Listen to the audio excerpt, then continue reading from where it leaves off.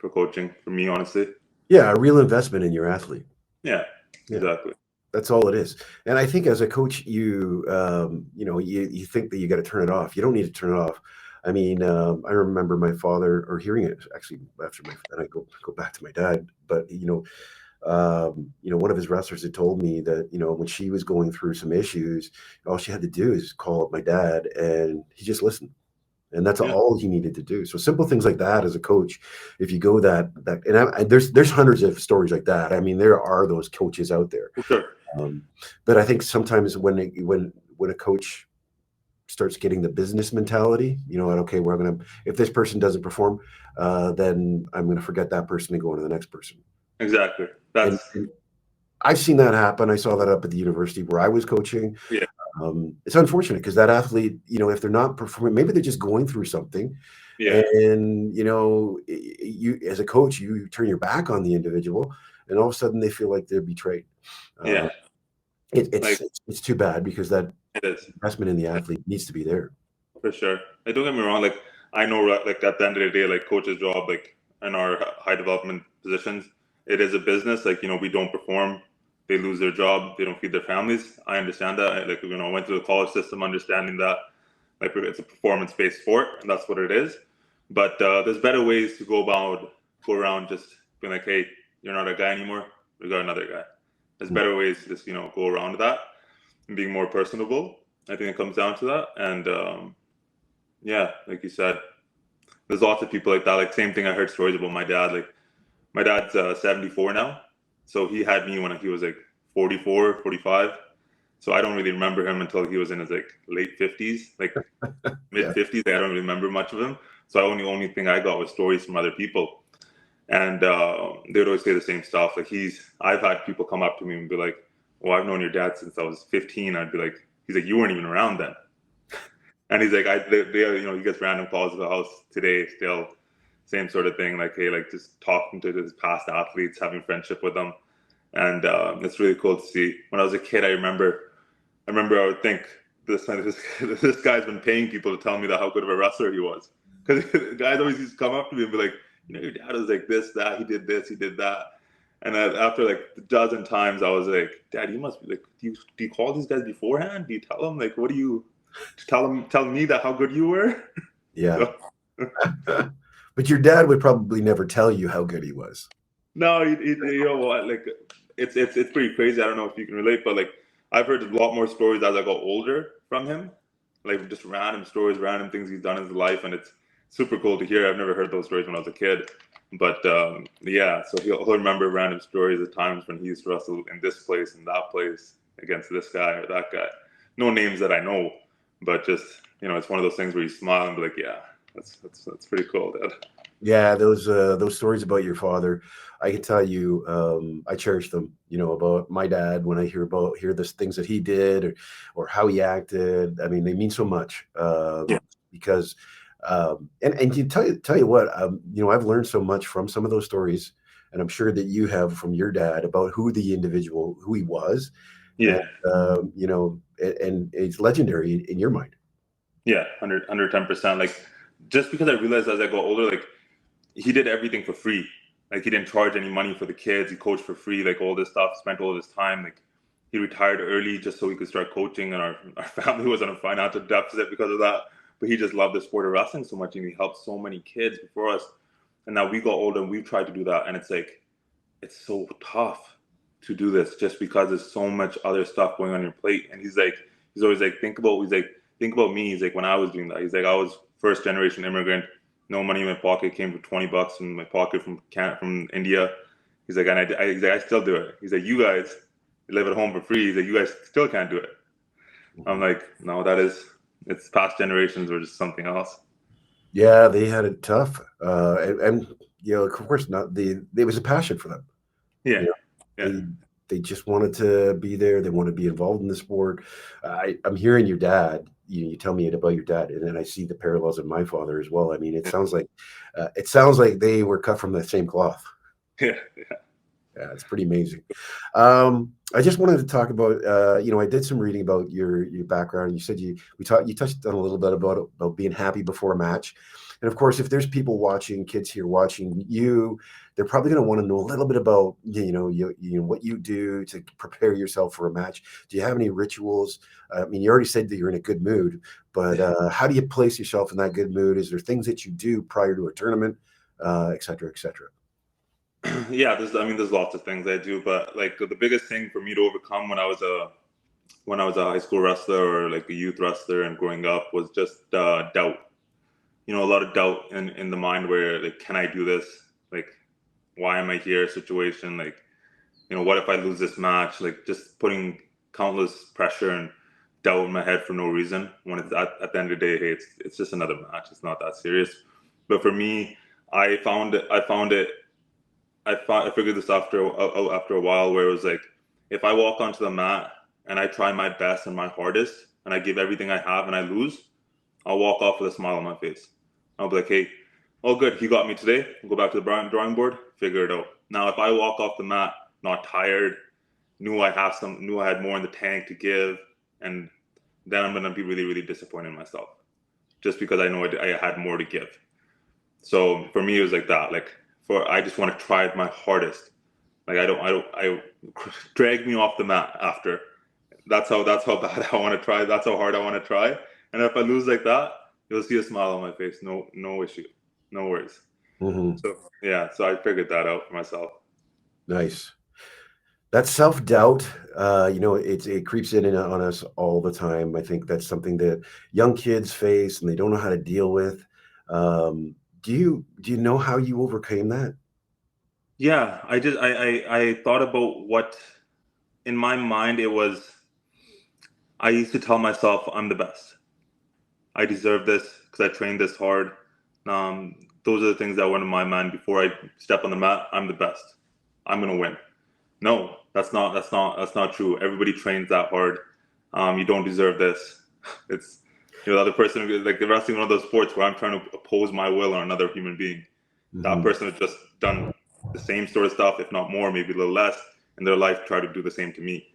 So for me, it came down to how hard I can try, be the courageous person, and just have no fear. And then it was like, what's the worst thing that's gonna happen? Like that's what I got my head around. I'm still gonna have my family's love at the end of the day. I'm still gonna go hang out with the same friends that I do. It's not like I'm gonna make $1 million tomorrow. Like if I win this match, so it's what's the worst thing that could happen? I lose. It's all right. It's not. It's okay. I'll be back tomorrow.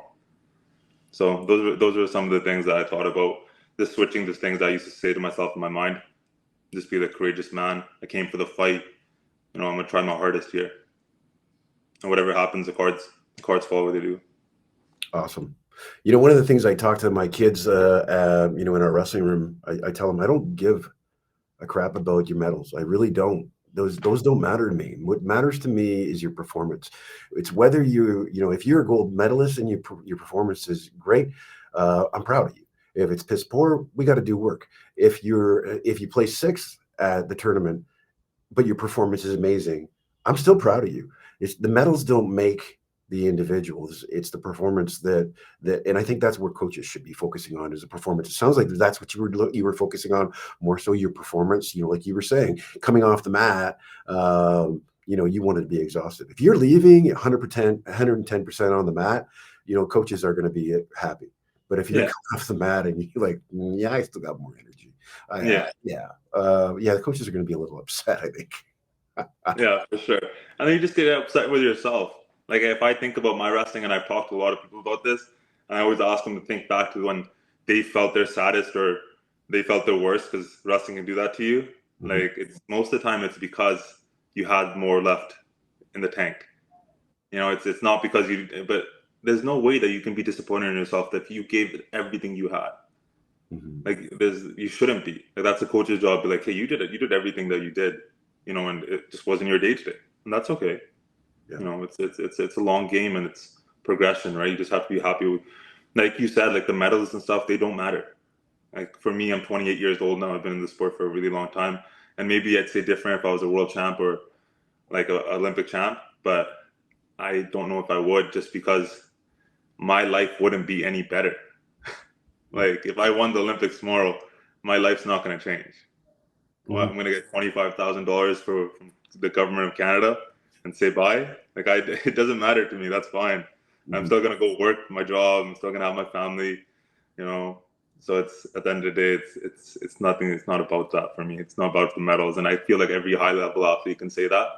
It's about what you learn from the sport and how you how you progress through it and overcome things like doubt and fear, which you can probably talk to more, but like it prepares you for the real life. I feel like. Oh yeah, especially you talk about sports preparing you for the real life, especially one physically for you, your vocation and my vocation. Wrestling's a great thing to have because you're not. Uh, it's a control sport. It's about controlling the individual. It's not about it's not intrusive. It's like boxing. You're not knocking somebody out. It's Yeah, more aesthetically pleasing to I guess the public when you're out and you're wrestling with somebody as a police officer, or because when you see the videos of a police officer, throwing punches, automatically the thought process is, you know what? Oh, that cop is beating him. yeah, When you need to really understand the background of the situation, why, what the training of that officer is, because that officer's training may just be the training from the academy, and they yeah, don't have any martial arts, so they relying on what they've been trained. With wrestling, I mean, physicality yeah, comes into play with policing, and I'm sure you've been in that spot where, and I don't want to go into specific events because again, want to we don't want to go there, but how has wrestling helped you in kind of those situations? And these are situations, I'll remind the public that when you as a police officer go out onto the road and you get involved in something physical, it's a life and death. Sometimes it is a life and death situation. Um, and there's always a gun in that fight, yeah, and it's on your hip, but there might be some other unknown factor with the other individual you're arresting. yeah. It's hard for me, to talk about policing in front of such a senior member. Like, I've only been a part of it for less than a year. I've been on a minute, so Mhm. no, I was on the road for 4 months, and I worked a little bit on the downtown east side in those few months, and my senior members and the team that I was a part of, they were awesome. Our leadership in Vancouver is great.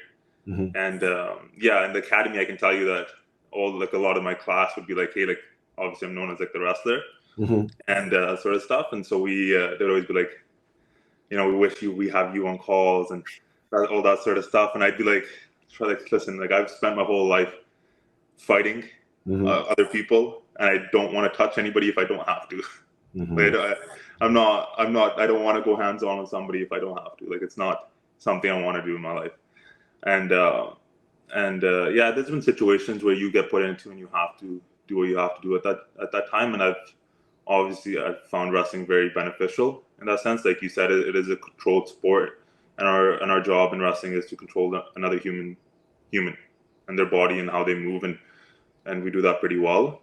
And yeah, so it's helped me out a lot in wrestling. And just honestly, the ears, walking around with the ears kind of helped. Yeah. It's funny how UFC has made cauliflower ears a lot more popular than MMA. Mhm. So lots of people out there know what they are, and just walking around in the calls I've been to, hey sir, like we don't want to mess with you. What do you need? Yep. Yeah, You know, that's a great deterrent. Actually, it is, thought of yeah, that. But yeah, people look at your ears and they're kind of like, "Oh crap, I'm not going to start crap with you." And then, of course, the size factor is there too. You're a heavyweight, 125 kilograms. I was a heavyweight as well, so just having that pure size, there's an intimidation factor as well. But you do have some of the people you come across that don't care. They'll yeah, challenge you no matter what size they are. They could yeah. be It is well, what I it think is. they call it the Napoleon syndrome too, and the Yeah, smaller guys come after the bigger guys. So got to be aware of that too.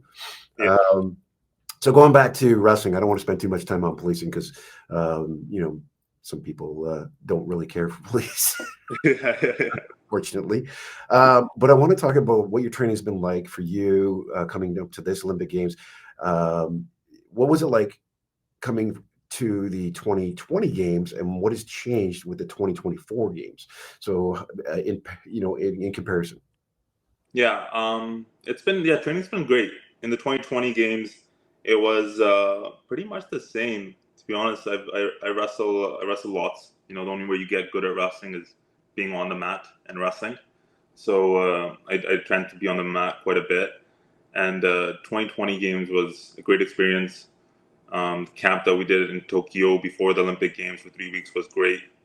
I had my training partner, my coach there.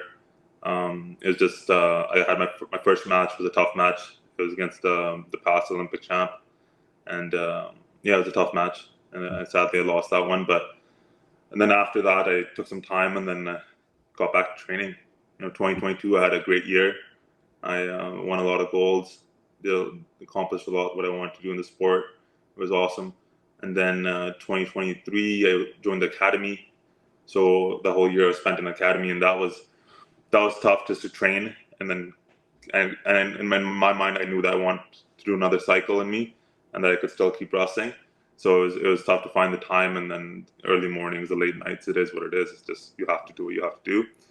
But at the same time, it kept me pretty humble, just because I knew that I had to be really, really disciplined to get through that. Just because I knew the amount of schoolwork and then the training there, and then go after more early mornings and after academy, go to practice, wrestle really hard, come back with my face all scraped up. Next day, go to academy, do the same thing. So it was that was tough, but it kept me good. It kept my conditioning really well. And then I came back to Ohio State. Had a great last 4 or 5 months training here with our team, our college team, and day in day out. But definitely, I'm getting older. I'm not the same person I was when I was 20. When I was 20, I could go forever. I know people say this when they always say like, hey, you're not that old, but like when I was 20, like I didn't get tired. Like if I trained today, I could train 3 times tomorrow. I'll be fine. But recovery really matters now, and I think I've opened my eyes to that in the past year or so. One of my good friends, he did well in the UFC, but it was, and he was older. He was about 38 years old. He won the belt more than a few times, to tell you the truth. But it was because he trained smart, and that was one of the things he said. He goes, I'm not a young pup. So I don't do the grinding. I don't kick, I'm not in the wrestling room as long as, or the fight room as much as most athletes are. But I train a lot smarter. Do you train a lot smarter? Yeah, definitely now. But I do believe that you have to go through the grind. Just in my belief, when you're 18, 19, 20, 21, 22, like that, those are your years to grind. And that's what's expected of you, obviously, in the NCAA system. It is a grind, and it's what's got me to where I am today. Honestly, I can't remember. It's hard to remember like the workouts and the intensity of what I used to do compared to now. Just because now, like you said, it is train smarter. Like yesterday, we were in a tough practice, and my body was feeling it, and I just know my body now well enough that hey, like I feel like something's gonna get hurt. Like I don't have the greatest knees. So then, I always take my time out when I need them. So yes, it was one of those practices. And then today's a rest day. Tomorrow we're back at it. So nice. Yeah, for sure. Train smart. Training smart. And let's talk about nutrition. Does that play a part in your prepping for the Olympic Games as well? Yeah, like I said, I am who I am on camera, off camera, same person. So my one thing that lacks in my system has always been nutrition. I'm not the greatest at that. I wish I was so much better, but I love food. There's no like the guys that can, and I have friends like this. The guys that just eat super clean all the time. It's so hard to enjoy life. I feel like I want to sit, watch a movie, and eat a pizza. That's what I want to do. So I do tend to do that sometimes. And but when I'm out in Ohio, I actually have a good system here where I order my meals, meal prep company. Yep. They drop some meals off. I eat super healthy, and then, but every now and then again, it does fail. Yeah, I'm the same way. And is that HelloFresh? No, I got a different one, local company in Columbus. Okay. HelloFresh, you have to make the meals yourself a little bit, right? Oh, they actually make them for you. Oh, even better. These guys make it for you, so it's even less. More convenient. I love that. Yeah, HelloFresh is I have to. Well, maybe we're plugging the company right now. Maybe we can get some endorsements for you. But yeah, I love HelloFresh because you can pick your nutritional needs, and then We end up making the meal ourselves, but I would love the meal made for me. That'd be much better. Yeah, yeah. That's Um, another thing. Canadian athletes, like, we don't get endorsements. yes, yeah, Like, we don't get the companies. Like, people always think that, hey, like, oh, like, what protein company you with, or what apparel company, or this and that, and it's like, no, dude. Like when I remember I fill out some forms and they ask you like sponsorship forms or something, and they ask you like, oh, what teams are you a part of right now? I'm mhm. like, none. My family, my community back home is the only people that support me. So Yeah, that's and kind of sad. we fail, and it doesn't matter with wrestling. Same thing with Summer McIntosh. She was a swimmer, national team, well decorated. She is going to do well at the Olympics as well, I believe. And I know her weight training coach. But I mean, I saw her on Tim Hortons commercial, and she appeared for like 2 seconds, and she didn't say a word. And I'm like, "Are you kidding me? Like, why are you utilizing people that?" And again, what it does for the community, it inspires individuals to perform too. So if I saw, if you see, if your mug is somewhere out there on TV, and then a young kid sees that and sees that you're a wrestler, and that's gonna, you take a little more pride in what you're doing, and it does sell products. I'll tell you, you know. Yeah, For instance, look at this damn thing. yeah. Who has this? You know who owns this? This is a wrestler that actually is sponsored by this. It's his company, The Rock, right? Oh, okay. Yeah, Yeah. yeah, So I yeah, mean, yeah. yeah. And there's another plug. Shameless. Yeah. But again, I mean, we don't put if we don't put faces to products, and we should, because companies could take advantage of that, especially in Canada, because they probably don't have to pay so much, not as much as they Yeah, would in the US, right? yeah, exactly.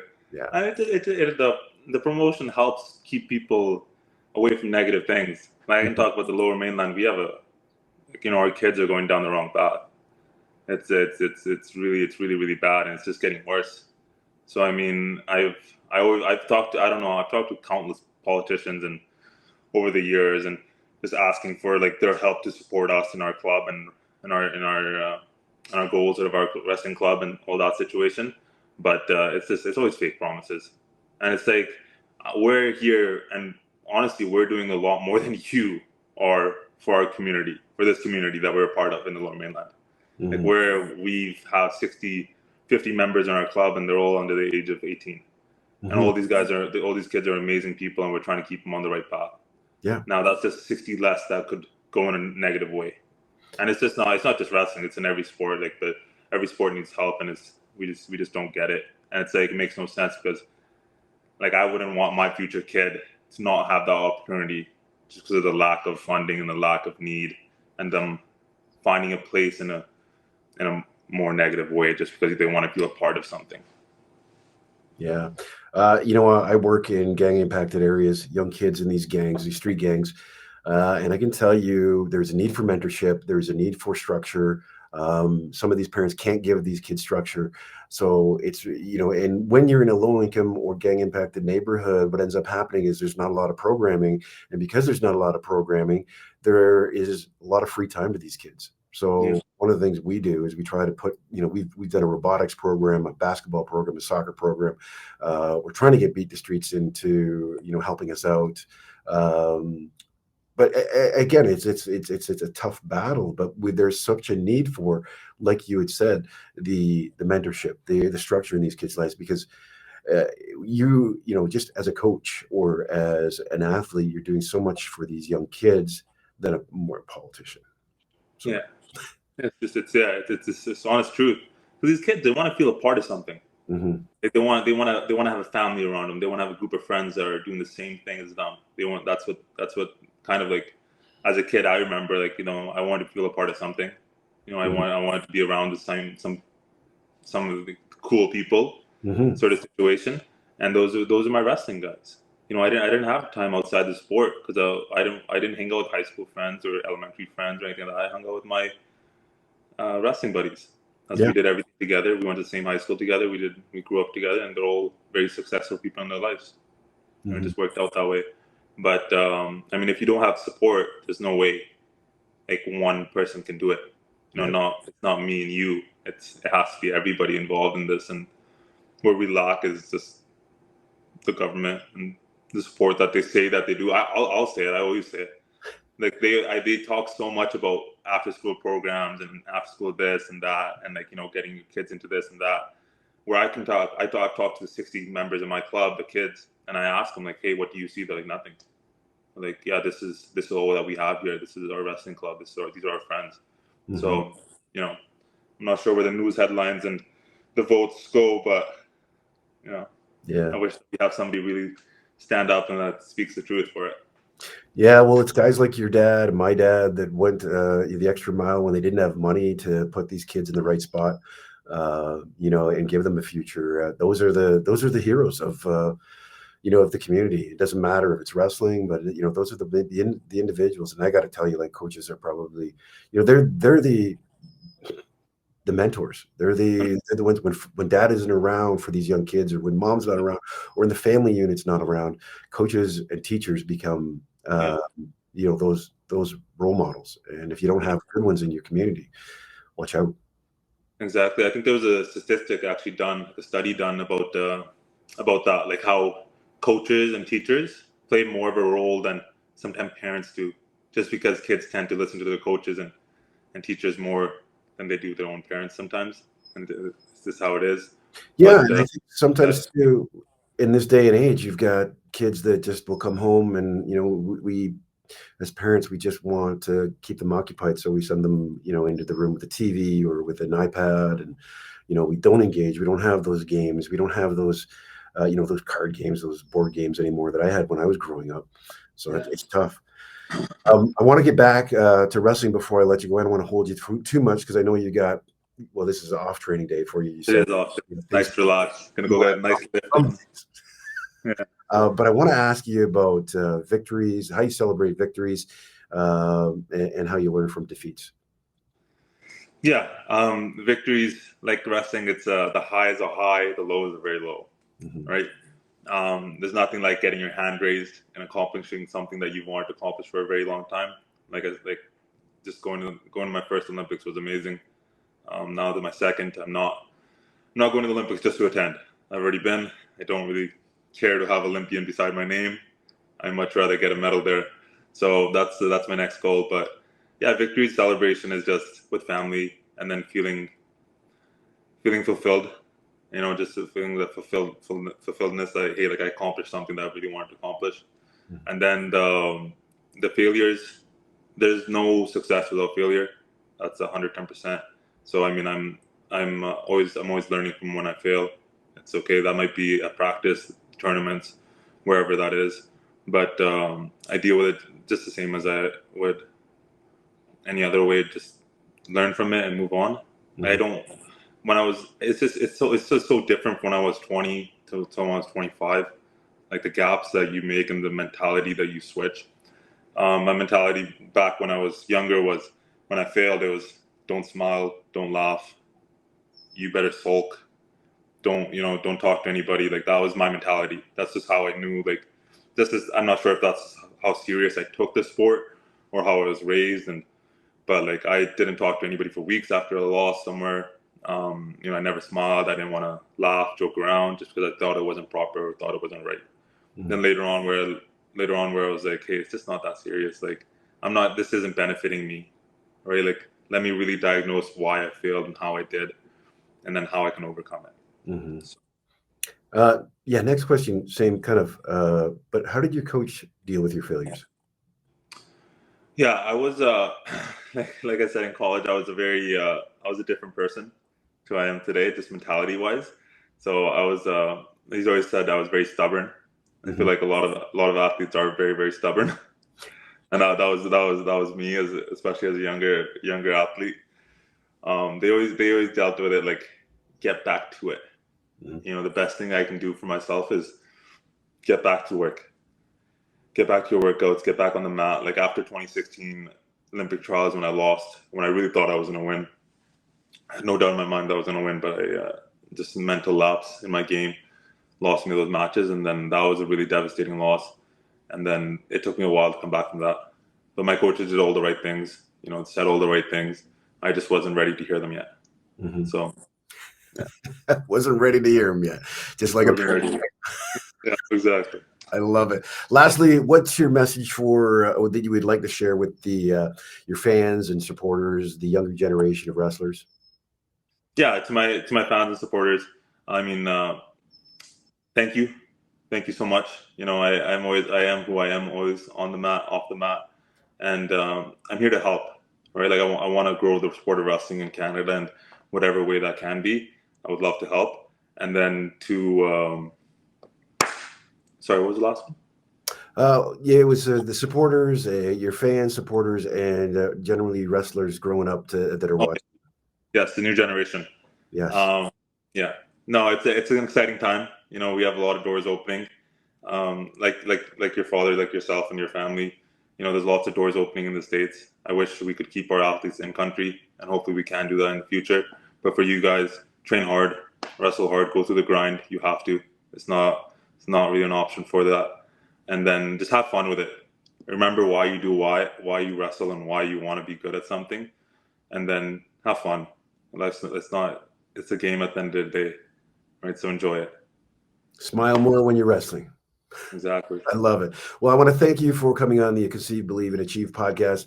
I'm sure our viewers, our listeners are going to love this episode. I certainly did. I find that there is a true connection between you and myself because again, I see so much parallels that I had growing up and you had growing up.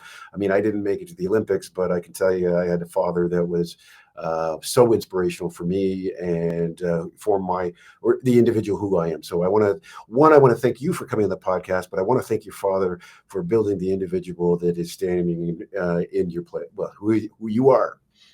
Thank you very much. Thanks for having me, and I appreciate your time and what you're doing for the sport. It's really helping all of us. Thank you.